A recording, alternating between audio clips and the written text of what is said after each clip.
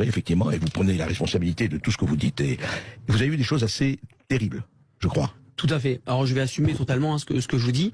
Moi, sur place, j'ai été témoin de crimes de guerre. J'ai vu beaucoup de crimes de guerre.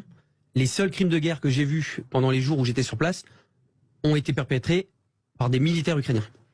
Et non pas par des militaires russes. Ce qui ne veut pas dire que... Ce qui ne veut pas dire exactement, j'allais y venir, qu'il n'y a pas de crimes de guerre russes, mais il y en a aussi au niveau ukrainien. Vous avez assisté. Et on n'en parle pas. Ouais. C'est ça, moi. Quand je suis rentré en France, j'ai été extrêmement choqué, même des personnes qui sont invitées sur les plateaux télé à droite à gauche, 80% de ces personnes-là ne sont pas allées au moment où il y a la guerre et se permettent de parler, etc. Ça m'insupporte. Parce que entre ce que je vois et ce que j'entends sur les plateaux télé et ce que j'ai vu sur place, il y a une autoroute. Pour moi, c'est abominable. Je vais par exemple parler des militaires Azov. Les militaires Azov, à la base... Mais vous avez vu où ils sont partout. Ils sont partout.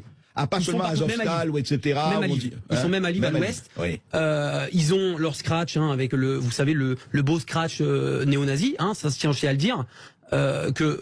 Pour moi, ce qui me choque énormément, c'est que l'Europe donne quand même de l'armement à des militaires, pour moi, néo-nazis, avec un sigle néo-nazi.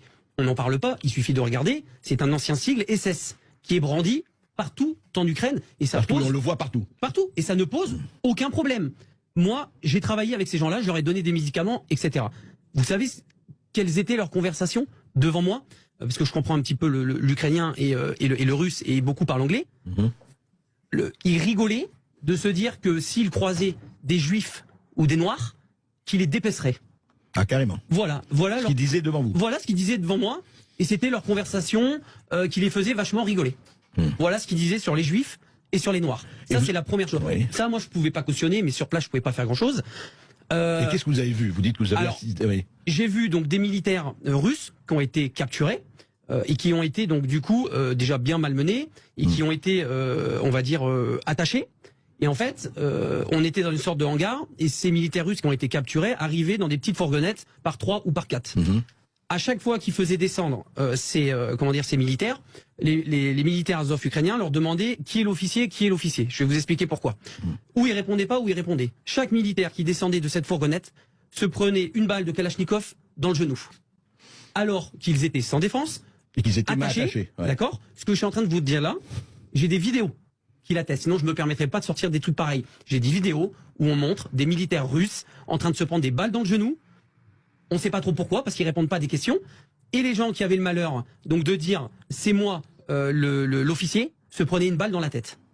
Voilà comment ça se passe à Boutcha. Voilà comment ça se passe en Ukraine, du moins pour le bataillon ukrainien Azov. Ils pourront dire ce qu'ils veulent. Moi, j'ai été là, j'ai vu ce qui s'est passé. Tout ça, on n'en parle pas. C'est vraiment... Et je vais vous raconter encore quelque chose de beaucoup plus grave. Vous avez des bombardements tout le temps, on voit la télé, etc. J'ai vu donc des journalistes américains. Il y a des bombardements qui atterrissent dans un petit parc que vous avez dû voir à côté de Boutcha, entre Boutcha, à l'est de Boutcha. D'accord. Et ces Américains donc font une vidéo et disent ben voilà, c'est des bombardements russes, ça atterrit dans un parc, c'est inadmissible et tout. Je vais les voir, je dis mais pourquoi vous dites ça, etc. et tout. On m'a dit mais c'est pas grave, ça fera des images. Et vous savez ce que c'était ces bombardements? En fait, vous avez des petits obus, donc vous aviez, si vous voulez, une cible qui était russe à l'époque, il y a quelques semaines, et vous aviez donc une équipe d'Azov avec qui j'étais, qui était en train de régler donc des petits mortiers pour envoyer des obus qui se règlent, si vous voulez, avec des petites à la main, d'accord. Et en fait, ça avait été mal réglé.